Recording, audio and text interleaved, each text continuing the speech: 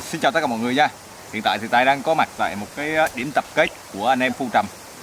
Phía sau đây là cái gian nhà gỗ mà thông thường ở chiều tầm khoảng cỡ từ 4-5 giờ chiều á, là mọi người bắt đầu ở trên núi về. Còn một số anh em thì đi hơi xa thì người ta vẫn ở lại. Và bây giờ thì Tài lên hơi sớm. Bây giờ Tài sẽ bay flycam lên cho mọi người xem cái khung cảnh của cái khu vực này. Mọi người xem nha.